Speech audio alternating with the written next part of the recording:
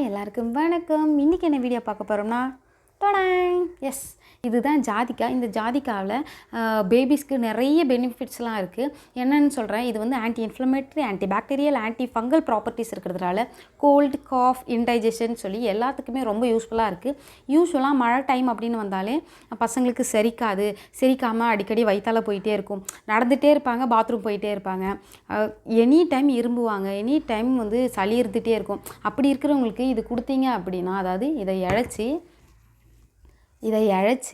பால், pressed milk இருக்கு இல்லையா, பால் குடிக்கிற குழந்தைங்க ஃபீட் பண்ணிகிட்டு இருக்கேன் அப்படின்னா அவங்களுக்கு வந்து ப்ரெஸ்ட் மில்கில் வந்து இழைச்சி கொடுக்கலாம். அப்படி இல்லைனா தண்ணி இருக்குல்ல, யூஷுவல் நார்மல் வார்ம் வாட்டர்லேயே வந்து இதை இழைச்சி அவங்களுக்கு சும்மா ஒரு 1 ml ஒரு பாலாடை இருக்கும் இல்லையா, அதில் நம்ம போட்டு விட்டோம் அப்படின்னா நல்ல செரிமானம் ஆகும். அதாவது டைஜஷன் ப்ராப்ளம் கிளியர் ஆகிடுச்சுனாலே மோஷன்லாம் போகாது, ஃப்ரீயாக இருப்பாங்க, விளையாடுவாங்க.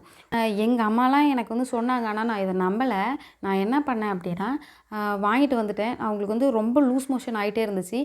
நிறைய ஹாஸ்பிட்டலுக்கும் போயிட்டு பார்த்தேன், செட் ஆகலை. அப்போ நான் என்ன பண்ணலாம் அப்படின்னு முடிவு பண்ணேன்னா, இந்த ஜாதிக்காவை தான் நிறைய பேர் சொன்னாங்க, நான் கேட்கல. அப்புறம் வாங்கிட்டு வந்து இழைச்சி ஒரு தடவை போட்டேன்.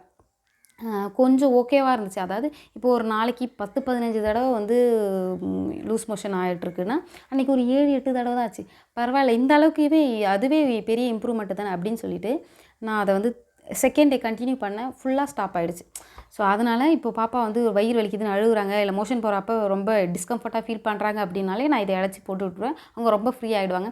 இப்போ 2 நாளாக அவங்க அப்படி தான் வந்து டைஜஷன் சரியில்லைன்னு நினைக்கிறேன். அவங்க அழுதுகிட்டே இருந்தாங்க மோஷன் போகிறப்போ. நான் இதை போட்டு விட்டதுக்கப்புறம் கோல்டு இருந்துச்சு. இப்போ அது ஓரளவுக்கு ஓகே, அதாவது ஒரு 70% ஓகே. இன்னும் கொஞ்சம் இருக்குது, ஏன்னா படி பேஞ்சிட்டே இருக்கிறதுனால டெய்லியும் இதை வந்து இந்த பிரச்சனை இருந்துட்டு தான் இருக்கும். அதனால் எதுவும் பண்ண முடியாது. பட் இது வந்து ஒரு சொல்யூஷனாக இருக்கும். நீங்கள் இதை சொல்கிறீங்களே, நீங்கள் என்ன டாக்டரா? இது டாக்டராக இருக்கணும்னு அவசியம் இல்லை, ஒரு மதராக இதை நான் சொல்கிறேன். ஏன்னா என் பேபிக்கு நான் அப்படி தான் வந்து இதை போட்டு விட்டுருக்கேன். எஸ், அவ்வளோதான். எஸ், இந்த வீடியோ பிடிச்சிருந்தா லைக் பண்ணுங்கள், ஷேர் பண்ணுங்கள், மறக்காமல் நம்ம சேனலை சப்ஸ்கிரைப் பண்ணிப்போங்க. அப்போ தான் இந்த மாதிரி யூஸ்ஃபுல்லான வீடியோஸை நீங்கள் அடிக்கடி பார்க்க முடியும். பாய்.